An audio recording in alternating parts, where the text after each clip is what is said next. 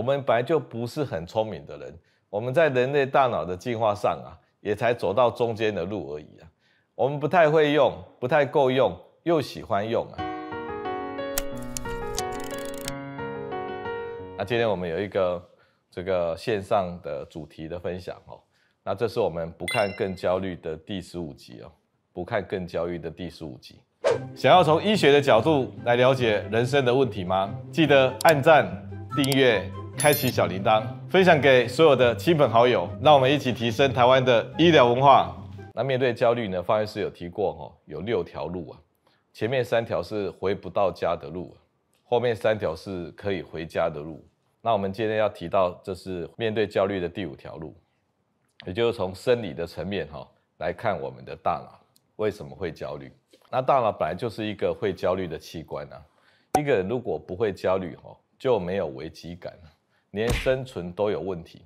就好像没有疼痛也是一种病呢。有一种麻风病啊，他的疼痛神经被破坏，结果他没有疼痛感，他连骨折都不会痛啊，那也产生生存的问题啊。但是聪明啊又不够聪明的大脑呢，产生过度的焦虑啊，把整个大脑都拿来焦虑呢，只会毁掉大脑正常的运作。那孔子曾经讲过啊，人无远虑，必有近忧啊。那方医师把它改成啊，人有远虑啊，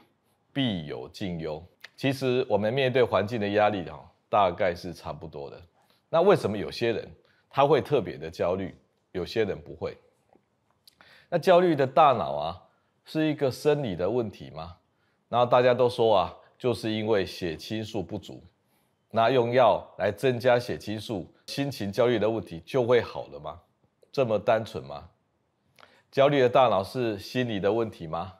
没有什么外在的压力，仍然感觉持续的焦虑。方医师说，这是大脑使用的方式不对啊。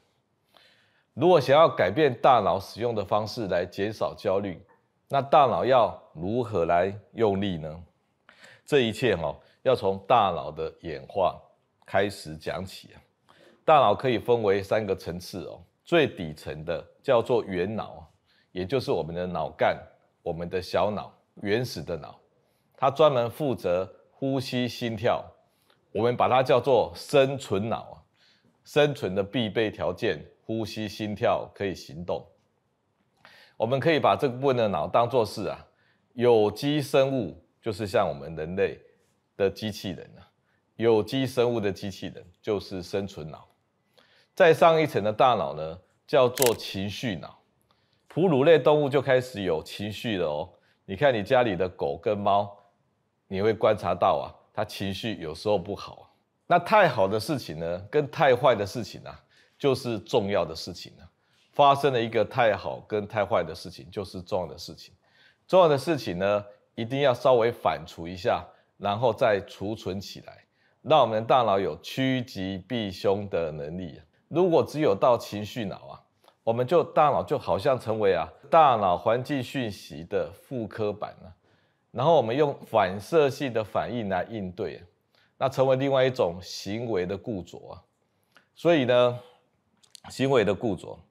所以进化出另外一种意识呢，可以去分析判断不要只有说环境不好我们心情就不好，环境好我们就心情好。大脑皮层的信念它可以去安定或者去指导躁动不安的情绪脑。但是呢，不断的有这个固着的价值观或信念要小心甚至成为一种迷信又成为另外一种大脑的固着所以呢，大脑呢，从最基本的生存脑、情绪脑到信念脑，有不同的层次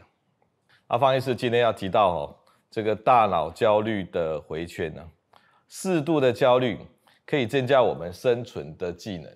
加强我们趋吉避凶的能力但是过度的焦虑呢，会绑架我们整个大脑。到底情绪的脑是怎么运作的呢？焦虑如何被大脑维持的呢？那这要从大脑的解剖面讲起大脑的内侧面呢，有一个环。当大脑不用应付外在的任务的时候，也就是我们平常发呆休息的时候这个环呢就会被打开运作。叫做预设模式网路。预设模式网路，这个网路啊，包含了前、中、后的扣带回，然后接下来是海马回跟杏仁核。如果用一个语法来讲一个句子的话，就是最近新的和我有关的有点危险的事情。所以呢，在这个内环呢，这个内环不断的反刍这一句话：最近新的和我有关有点危险的事情。那好处是什么？它可以把危险的情况呢长期的记录下来。那坏处呢，就是它停不下来。那如果把这个内环的前面啊，一开始有一个叫做福格核，那它算是快乐中枢哦。那有一个新的语法就是啊，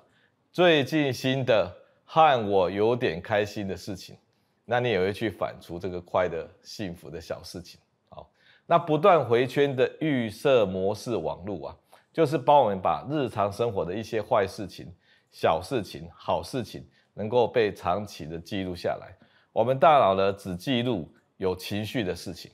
那这个回圈呢，有些人会被放大，因为我们的前额叶想象力惊人他把一些呢可能的危险性，他都加到这个回圈来，让这个回圈呢停不下来，不断的被回转，让我们处在焦虑的状态。那这个回圈如果没有被释放为什么它走不出去呢？停不下来呢？是因为它没有被用图像来储存起来，没有被用图像来储存起来。那一直加入新的柴火，没有图像来结案，那长时间呢维持在一个焦虑的状态那这一切都有这个解剖上的构造我们大脑呢本来就预设了这样的一个解剖构造，让我们不断的去焦虑在这个回圈里面呢，不断的去思索最近发生的好事跟坏事那如果你前额叶很发达，你又加入更多的想象，让这个回圈停不下来。那如果你的后面产生图像制造能力呢，又被你关掉，没有好好使用，然后就会制造不断的焦虑状态。好，那我们总是会遇到一些坏事情、鸟事情、莫名其妙的事情找不到原因的事情那本来大脑的设定只是把这一种危险的情境呢，简单的用图像把它记录下来。那目的就是提醒我们呢，下次遇到类似的情境反应呢，不要再重蹈覆辙它没有要追根究底的意思但是聪明的大脑呢，一定要去追根究底，然后放进更多的想象但是也想不出所以然来所以不断的在模糊的回圈中回转。那人类大脑的演化呢，我们的情绪脑变得很发达，但是大脑的皮层呢没有那么完美我们不太会想，可是又喜欢想，所以不断在模糊的危机中呢添加柴火所以大部分的危机呢都是模模糊糊的，经不起推敲的事情，本来就是这样发生的。如果你遇到呢，赶紧把这个事情打包结案，用图像保存起来让下次发生同样的情境呢，可以产生立即的反应那因为不知道使用图像保存来结案却乱用大脑的思考能力，然后拼命的分析追根究底这就是大脑这个焦虑的回圈呢不断的运作的结果，产生焦虑那我把大脑分成3种人大脑的进化是有3个层次，是一步一步的从下而上分化出3个不同目标的大脑。第一个就是以生存为目标的生存脑那第二个是精明敏感的情绪脑，第3个是善于分析判断的理性脑，或者叫做有无中生有的信念脑那大脑资源要分配在这3个目标上，那不是很均匀的有些人把这个目标呢是放在生存上，那整天呢为了工作为了生活就是求一口饭吃，求生存那有些人是把这个大脑资源放在情绪上，方医师就把它叫做情绪人。那有人是为了执行他内心的信念然后成为一个信念人那这些各有他们的长项跟短处没有什么贬低的意思那我们首先先来讲这个生存人。你看这张图他主要的资源呢都放在生存上。那生存人是什么人呢？他每天要应付工作啊，一早就要去上班，那忙到累才回家啊，回家吃口饭，看个电视，洗个澡就要休息了。那就算没有出去工作哦，有些家庭主妇忙上忙下的，看起来也是没有停下来，都在应付外界的任务啊，没有空闲回到刚刚提到的预设模式的网络啊，所以他们平常是连焦虑的时间都没有啊，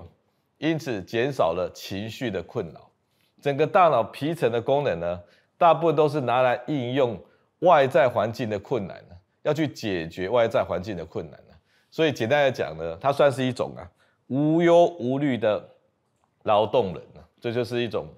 生存人的模样。好，那有些人呢，衣食无忧啊，算是好命人啊。他平常不需要做太多的劳动，那整天都闲闲的。那真正的考验呢，就在他闲闲的时候呢，大脑的资源呢，都放在情绪的缴获上。那整天呢，在算计啊，然后在担心有阴谋啊，然后呢，想了又想啊，得不到内心的平静。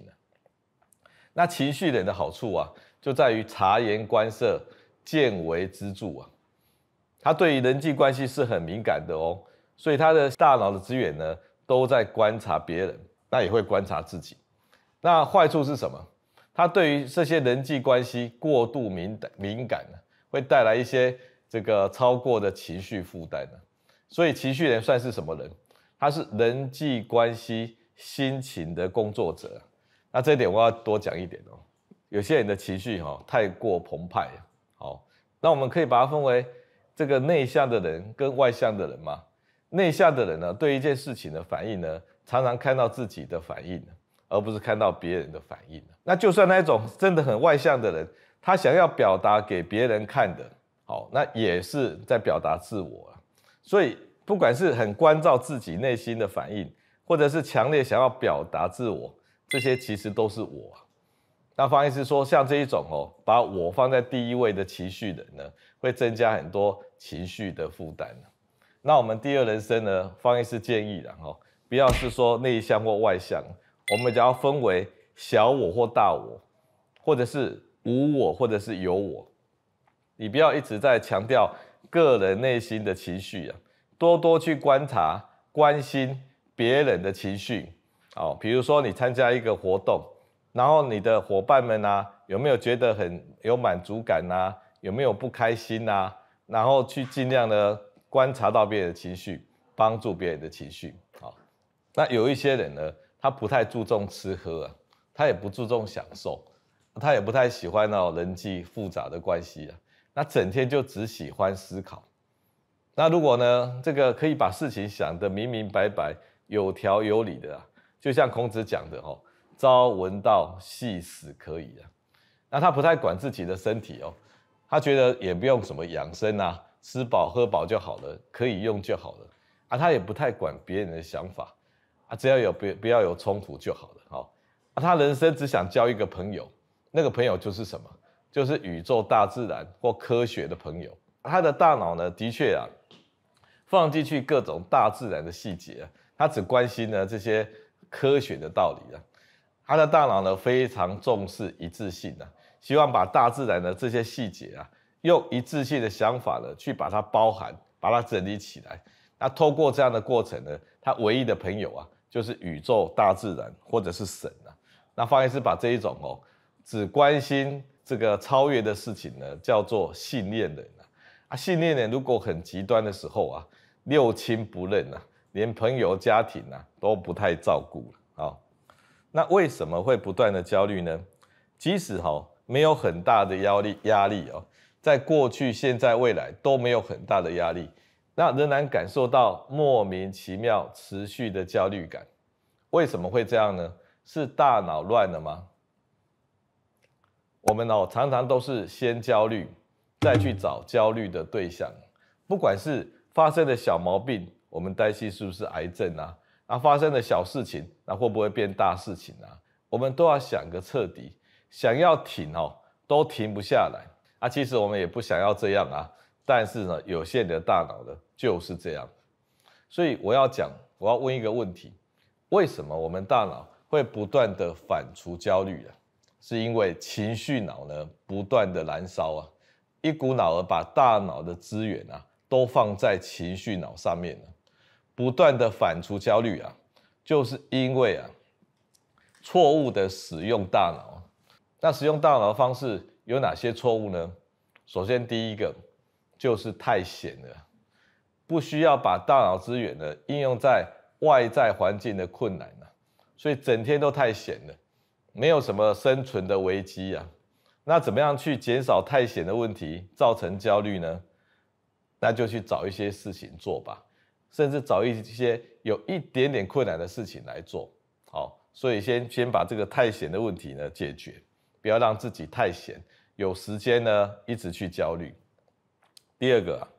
前额叶本来就不太够用，我们本来就不是很聪明的人，我们在人类大脑的进化上啊，也才走到中间的路而已啊。我们不太会用，不太够用，又喜欢用啊，把想不出来的结果呢，硬要去想。那一个随机的坏事啊，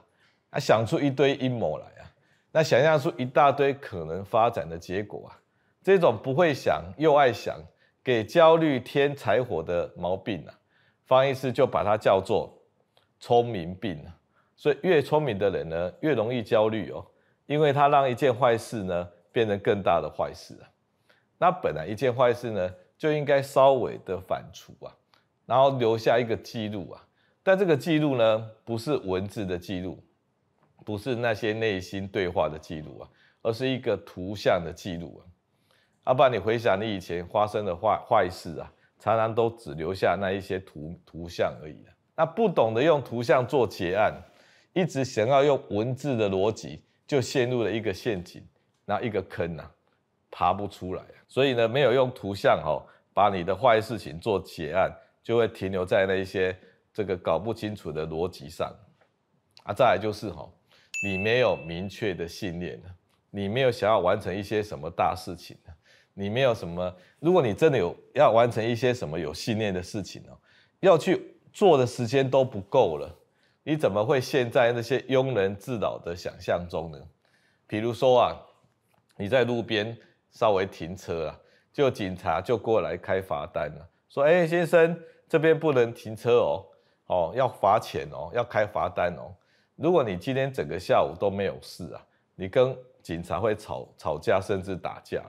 但是如果你待会呢要去跟人家签一个1000万或1亿的合约啊，你大概就马上离开了，然后跟警察说谢谢你做事很认真印度的德蕾莎修女，她帮助了很多人，做非常多的好事啊。那就有人质疑她说这个是沽名钓誉啦，居心叵测啦。德蕾莎一律不去理她，因为她说啊，这是我德蕾莎修女跟神的契约啊，我不是在做给别人看的。所以这些人都算是有信念的人他们信念引导他们人生的行为，去做这些信念的时间都不够了，还会去陷在那些庸人自扰的想象呢。所以我说啊，没有信念的引导，没有完成信念的急迫感啊，就很容易啊掉到情绪的泥淖之中了。好，我们再复习一遍为什么会有不断的焦虑感？明明也没有什么很大的压力啊，但是就觉得很焦虑不舒服。我跟各位说生活中啊总是有一些不大不小、模模糊糊的杂事啊。有时候路上走，会不会不小心跌倒？会啊。会不会走在路边被不长眼的喝醉酒的车子撞到，甚至撞死？会啊。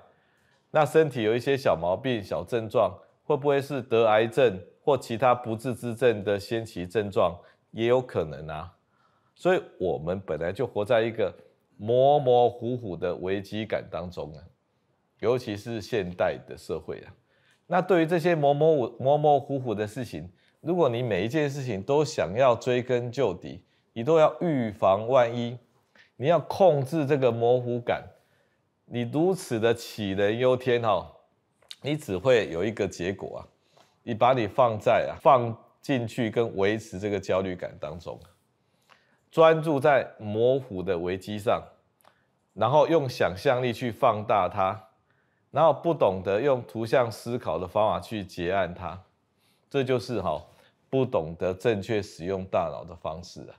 把大脑所有的资源呢，都投注在情绪脑上面。那情绪脑呢，终于烧起来了。你看中间这个情绪脑啊，烧到不行，像一个火炭一样。情绪脑呢还会指挥它的部下，你知道吗？它的部下是在脑干，脑干有一个自律神经中枢啊，它让你心悸，让你胸闷，让你肩膀僵硬，让你肠胃不舒服，一大堆身体的症状。所以呢，心理的焦虑来自于情绪脑的燃烧，身体的焦虑来自于情绪脑去指挥脑干的自律神经中枢，让它产生很多不舒服的症状。焦虑啊，就是情绪脑烧起来了。焦虑就是对于模糊的危机啊，追根究底啊。焦虑就是想象的模糊的危机啊。那我们如何来改善焦虑呢？方医师讲了这么多，我们总是要做一些事情来帮助自己改善焦虑嘛。首先要强迫自己关掉想象。如果没有办法关掉，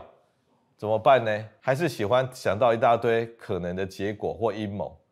那怎么办呢？就把你的大脑弄累，弄得很累。怎么弄累呢？就去走路，走路2个小时，如果还不累，就去走4个小时，把自己搞到非常累，累到没有办法想象，累到没有办法用大脑，也会得到暂时的平静啊。如果你不想马上吞一颗镇静剂把大脑搞倒的话，你就去走路走到累。第二个，不要再去追根究底，不要成为一个文学家，想要把担心的事情呢，不断做内心的对话，赶快成为一个这个画图家啦、艺术家啦，把担心的事情呢变成图像，一直看那一个图像。所以要化解想象的模糊危机呢，千万不要成为文字的文学家，要成为画图的艺术家。焦虑产生身体的症状，是焦虑才产生身体的症状的哦。比如说让你心悸的，让你胸闷的，让你肌肉僵硬的。但是我们没有办法控制心悸啊，没办法控制心跳啊，但是我们可以控制呼吸啊。所以我们用慢慢的呼吸，缓慢的呼吸去反攻这个症状。焦虑造成胸闷，用缓慢的呼吸回馈给脑干，然后让脑干觉得说，怎么觉得很平静了？因为呼吸变慢了嘛。那这是一种用缓慢的呼吸欺骗大脑，但是是会骗成功的。虽然呢，胸闷是焦虑的结果，而不是原因哦。可是我们把胸闷故意缓慢的呼吸，它会回馈给大脑，觉得平静，这样也有治疗的效果。重点来了哦，情绪脑烧起来了。这个情绪脑啊，会邪恶的使用血清素跟多巴胺，让血清素跟多巴胺太低或者太高哦。那这2个分子呢，是工具，是结果，是这个被绑架的一个分子啊。它们本身不是主谋，应该是说情绪脑已经烧起来了，你已经不当的使用大脑的方式。然后它绑架了血清素跟多巴胺来维持这个持续的焦虑感，而不是血清素、多巴胺改变了以后产生了持续的焦虑感。那当然啦，有些人呢，血清素跟多巴胺先天就比较不稳定容易变不平衡。但是方医师把它当作是工具，是结果，不是主谋啊。就好像一个自杀的人哦，一个自杀的人，自杀是自己的意願他就是想死嘛，他可以去跳楼啊，他可以去买木炭啊，他可以用绳子把自己勒死啊。但是你不能够说他的自杀是木炭害的，也不能说自杀是绳子害的。那血清素跟多巴胺就是木炭跟绳子啊，他们是被情绪脑拿来使用，来维持情绪脑的燃烧。那虽然血清素跟多巴胺是焦虑的工具啦，但是如果我们用药物调整血清素跟多巴胺，是不是也是一个反攻的方法呢？方医师说，焦虑让我们胸闷，但是我们慢慢的呼吸、静坐，做个5分钟、10分钟，也可以反攻回去，改善我们的焦虑、胸闷。今天焦虑让我们血清素、多巴胺变不平衡，我们使用血清素跟多巴胺的药物，也可以反攻回去，让我们焦虑的大脑得到平静。就好像说啊，规定说这个木炭跟绳子啊，不能够随便买得到，把它们收起来，那会不会造成这个自杀的难度增加？会的啊，光是如此阻挡的行为啊，也可以阻却部分的自杀，因为有时候自杀是一个冲动啊，那他发现自杀很难啊，然后这个时机过了以后啊，他就改变自杀的念头了。好，最后我们来讲到你要改善焦虑必须要有方法，不能坐以待毙，任其焦虑蔓延，因为它绑架你整个大脑呢，让你大脑变成没有功能的大脑。我们去健身房运动，我们要训练我们的肌肉啊，你也要懂得什么地方要用力，什么地方不要用力啊。如果你进去健身房，然后很开心，一股脑儿的乱用力，你回去就是受伤疼痛啊，不但没有练到该练的肌肉，还让自己受伤了啊。那要正确的使用大脑的方式呢，你也必须要懂得什么地方要用力，什么地方不要用力啊。那什么地方大脑要用力呢？就是你要用力的停止无谓的想象，不该想的就不要想就说这个地方是不要用力的，乱想象不要去用力，不该想的就不能想，不归你想的就不用想。最近寒流来了，寒流来了为什么会来？这不归你想，你要想的是什么？把衣服穿暖和一点，然后把发生的模模糊糊的事情变成图像，那用图像呢来结案。已经产生焦虑的症状呢，你去静坐，慢慢的呼吸，去观你的图像。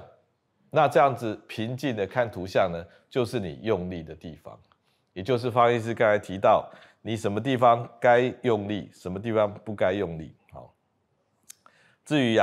这个大脑维持焦虑的血清素跟多巴胺的不平衡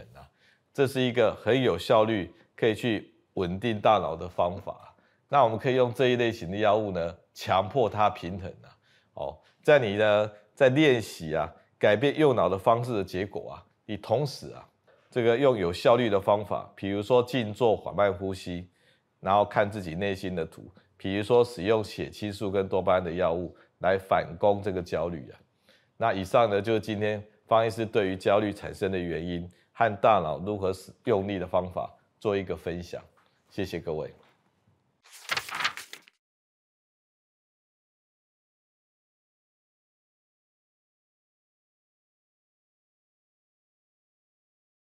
想要从医学的角度来了解人生的问题吗？记得按赞、订阅、开启小铃铛，分享给所有的亲朋好友，让我们一起提升台湾的医疗文化。